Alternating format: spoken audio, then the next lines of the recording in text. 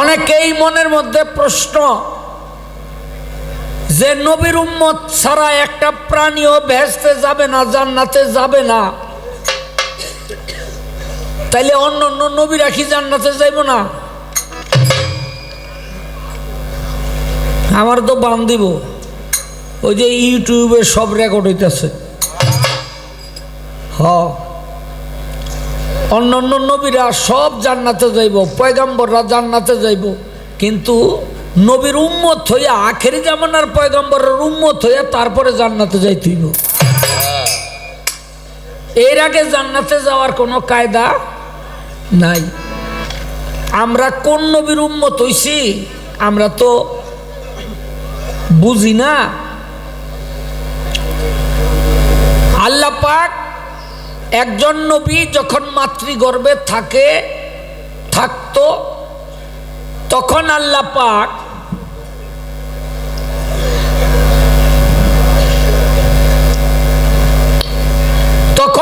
পাক প্রশ্ন করত, তোমাকে আমি দুনিয়ার মধ্যে পাঠাবো, তুমি এখন মাতৃগর্ভে, তুমি বলো তো আমার হাবিবকে,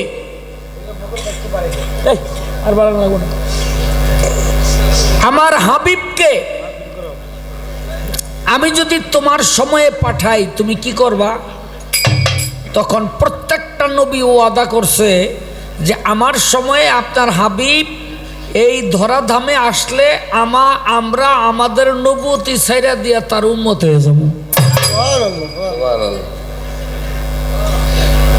তাইলে তারা তো তাগর নবুয়তির সময়েই আসলো, তাগর জামানায় তো আমার নবী আসলো না, তাইলে আপনারা কইতে পারেন না যে তো নবী হইল কেমনে, উম্মত হইল কেমনে নবীরা? আখেরি জামানার পয়গম্বরের উম্মত হইল কেমনে? প্রশ্ন আসে না? আল্লাহ পাক যখন সমস্ত রুহানীদেরকে সৃষ্টি করলেন মুহাম্মদী নূর থেকে, তখন সমস্ত রুহানীদেরকে বলেছিলেন তোমরা যদি মুসলমান হতে চাও তাহলে পড়ো লা ইলাহা ইল্লাল্লাহু মুহাম্মাদুর রাসূলুল্লাহ। সেদিন এই মুহাম্মদী কলেমা পড়ে নবীরাও মুসলমান হয়েছিল। হাসরের দিন যত নবী আছে সব নবীরা এই মুহাম্মদীর ঝান্ডার তলে আইসা দাঁড়াইব, কেউ একজন উম্মত লইয়া, কেউ দুইজন উম্মত লইয়া, কেউ তিনজন লইয়া, কেউ 200 লইয়া, কেউ হুদা একা। আমার নবী কইব কি ব্যাপার তুমি একলা কেন? কই আমি বুঝাই একটারও দিনে আনতারি নাই। হ্যাঁ, আবার কেউ 2জন লইব, ইয়া রাসূলুল্লাহ এই সারা জনম বুঝাই 2টারই পারছি। হ্যাঁ, কেউ 200 লই আইব, ইয়া রাসূলুল্লাহ এই 200ই আমি বুঝাইতে পারছি।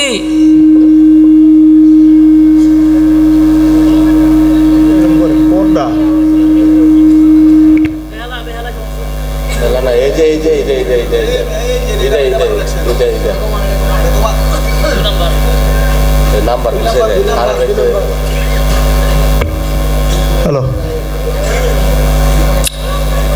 হ্যালো,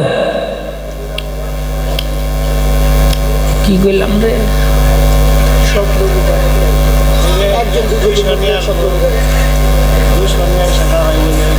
এটি তো কইয়া শেষ করলাম। ওরা বয়ে তুই বগসিন না রাখেন।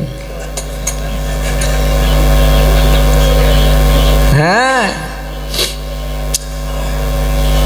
তো সেদিন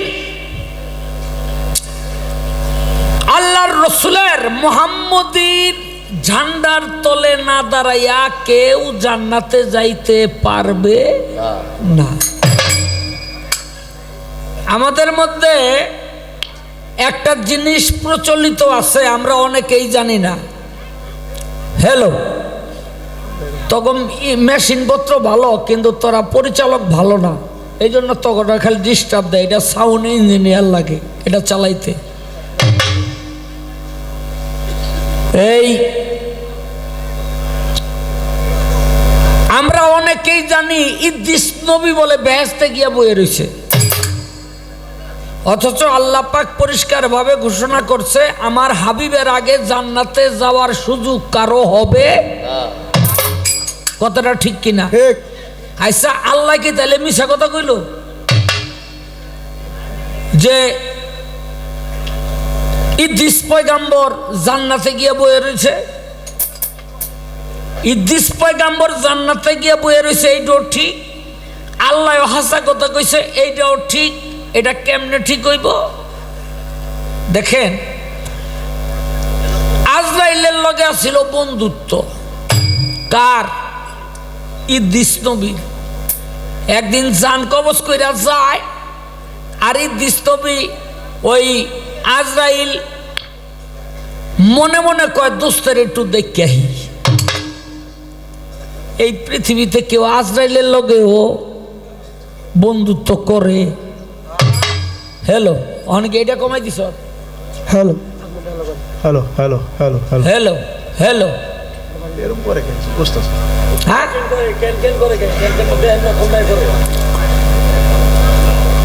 তো গেছে দোস্ত, কেমন আছেন? নির্দিষ্ট বিষয় খুব ভালো আছি দোস্ত। হ্যাঁ, খুব ভালো আছি। তো আপনি কইতে এলেন? কয় মানুষের জান কবজ কইরা। কই কোন কি কেমনে জান কবজ করেন?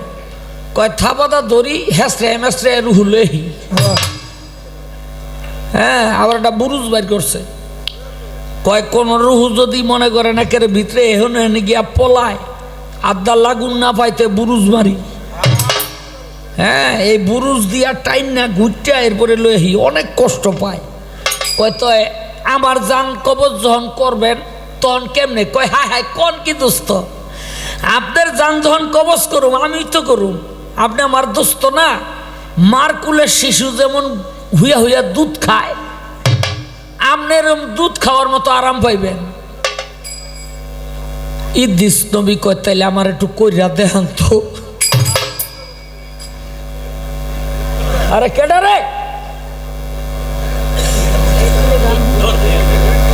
মোবাইলে কথা কয় না, ভাবি ফোন দিছে, জানগা কাম আছে।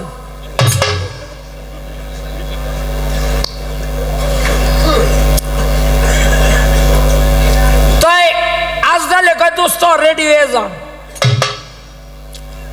হইছে, আস্তের বেড়ে জানটা কবজ করছে, কইরা আবার লগে লগে ছাইরা দিছে। ইদ্রিস নবী জিন্দা হয়ে যে কাপ একেবারে কাঁপতাছে। কয় দোস্ত কাঁপেন কে? কয় ডরে।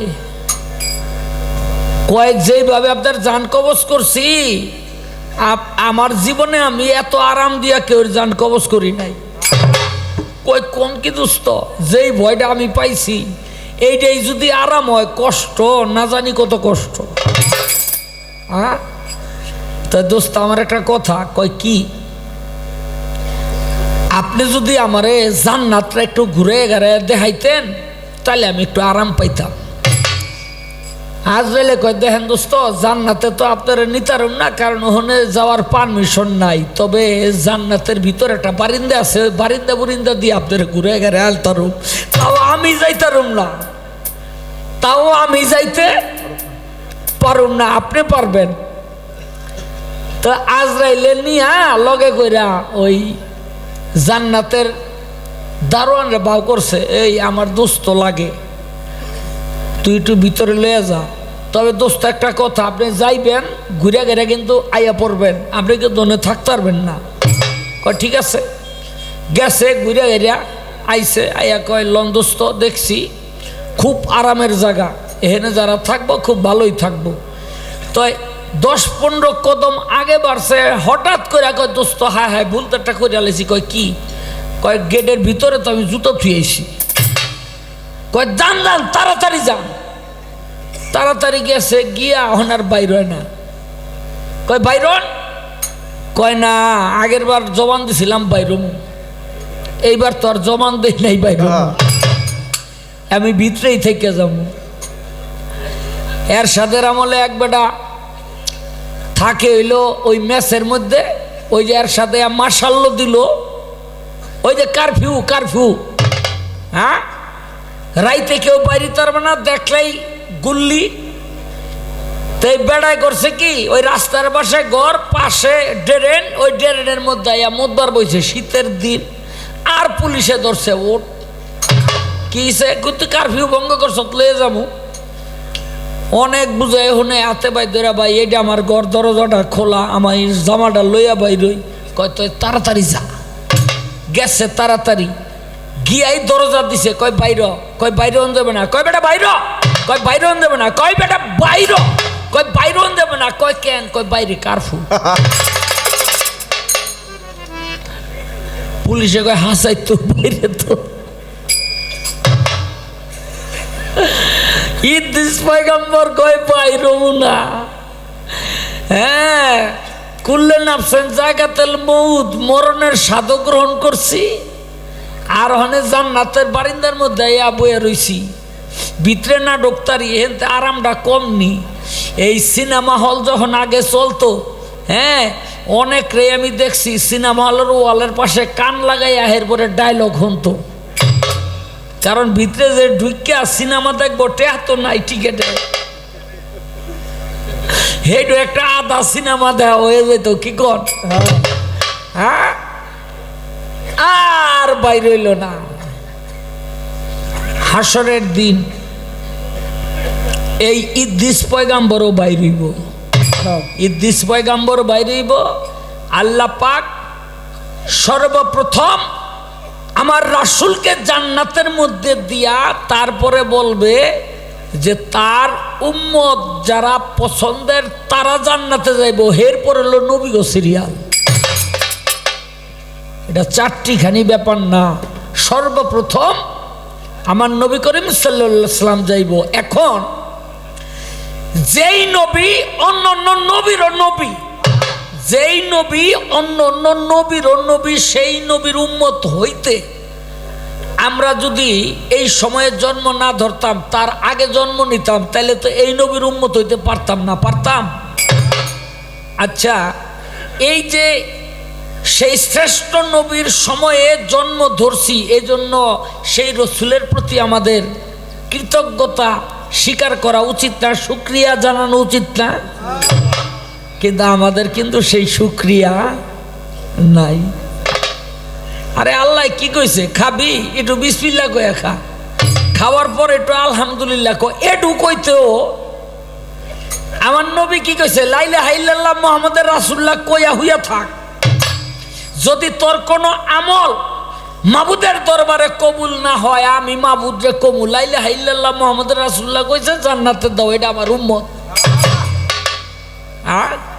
কিন্তু আমাদের মধ্যে সেই শুকরিয়াটুকু, এইটুকু কষ্ট আমরা স্বীকার করতে রাজি না। আলহামদুলিল্লাহ, আলহামদুলিল্লাহ যে সেই নবীর দিনে জন্ম ধরেছি।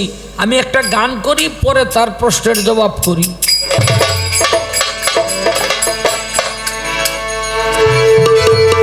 ওরে ইয়া নাফসি গো সেদিন, ইয়া নাফসি রে সেদিন, ইয়া নাফসি গো পুকারিবে শব্দনে, কঠিন দিনে আমার নবী জীবিনে।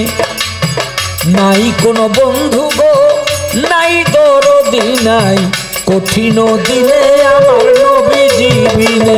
এই নাই কোনো বন্ধু, নাই দরদি নাই, কঠিন দিনে আমার নবী জীবিনে, নবী জীবিনে। নাই কোনো বন্ধু, নাই দরদি নাই, কঠিন দিনে আমার নবী জীবিনে, কঠিন দিনে আমার নবী জীবিনে। নাই কোনো বন্ধু গো, নাই দরদি নাই, কঠিন দিনে আমার নবী জীবনে। পৃথিবীতে একমাত্র বন্ধু যে আজও উম্মতের জন্য কান্দাছে, ইয়া হাবলি উম্মতি কইয়া। সুবহানাল্লাহ। আমার নবী করিম সাল্লাল্লাহু আলাইহি সাল্লামকে মাটির ঘরের মধ্যে শোয়াইলো। হযরত আলী তাকায়ে দেখে ঠোঁটের কাপড়টা নড়ে, এই যে কাফনের কাপড়, এই ঠোঁটের কাপড়টা নড়ে। এই মহিলারা এই মহিলারা,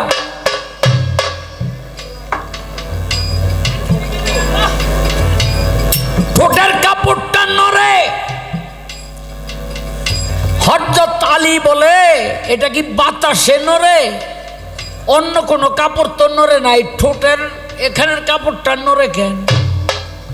একটু নিচু হয়েছে, দেখে কি যেন একটা আওয়াজ আসে, ঠোঁটের কাছে কানডা লাগাইয়া দেখে নবী বলতেছে, ইয়া হাবলি উম্মতি, ইয়া হাবলি উম্মতি, ইয়া হাবলি উম্মতি। ও ভাই, পর্দা নেওয়ার পরেও যেই নবী উম্মতের কথা বলে নাই, সেই নবী কি মরতে পারে? সেই নবী কি উম্মতের অকৃত্রিম বন্ধু নয়? তার চেয়ে বড় বন্ধু আউয়াল আখের জাহের বাতনে আর কি কেউ আছে? আর কেউ নাই। ইয়া হাবলি উম্মতি বলে আমার নবী চোখের জলে বুক ভাসায়। রোজ হাসরের শেষ বিচারে রাব্বুল আলামিন ওয়াহেদুল কাহার হইয়া সাজিবেন হাকিম। থাকিবে না দয়া মায়া স্নেহ মমতা, কেউ হবে না কারো জন্য জামিন দাতা। হায় হায় হাহাকার পড়ে যাবে ধ্বনি, পিপাসায় ফাটিবে ছাতি, মগজ বলে পানি। দৌড়াইতে থাকিবে মানুষ মুক্তির কারণে, উপস্থিত হইবে গিয়া আদম যেখানে। দেখিয়া আদমের হাসরের মাঠে, বিনয় করে বলবে সবাই পড়িয়া সংকটে। হে পিতা আদি আদম আপনার আওলাদ, পড়িয়াছে এ সংকটে করেন সাফায়াত। হে পিতা আদি আদম আপনার আওলাদ, পড়িয়াছে এ সংকটে করেন সাফায়াত। আদম বলবে নাফসি নাফসি,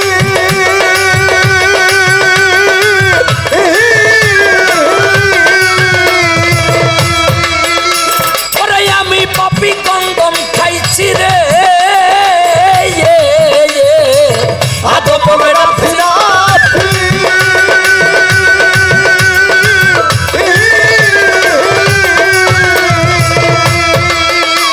ওরে আমি পাপী কন্দম খাইছি রে। আল্লাহ না ফরমানি করিয়াছি, পারব না সেই ধরনে। কঠিন দিনে আমার নবী দিবিরে, কঠিন দিনে আমার নবী দিবিরে। নাই কোনো বন্ধু গো, নাই দরদি নাই, কঠিন দিনে আমার নবী দিবিরে, কঠিন দিনে আমার নবী দিবিরে। আদমের কথা শুনে যত উম্মতগণ ইব্রাহিমের কাছে গিয়া দিবে দর্শন। যাইয়া বলবে ও গো নবী আপনাকে জানাই, আমাদের করেন উদ্ধার বলি আপনার ঠাই। ইব্রাহিম বলিবে আমি বড় গুনাহগার, আমার কি আর সাধ্য আছে করিতে উদ্ধার। নবী হইয়া কইছি আমি তিনটা মিথ্যা কথা, সেই কারণে কান্দি আমি কান্দি বসে হেথা। মুসা নবীর কাছে তোমরা যাও না রে চলিয়া, সাফায়াত করিবেন তিনি এই বিপদে গিয়া।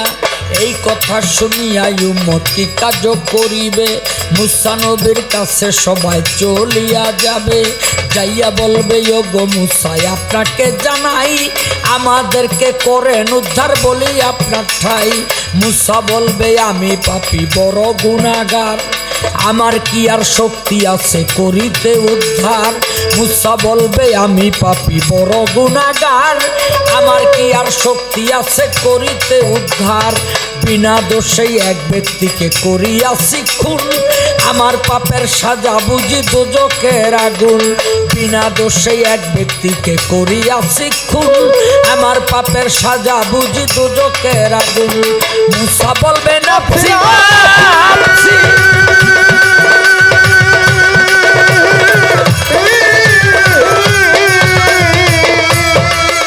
আমি নবী হইয়া খুন করেছি রে। মুসা বলবে নাফসি নাফসি,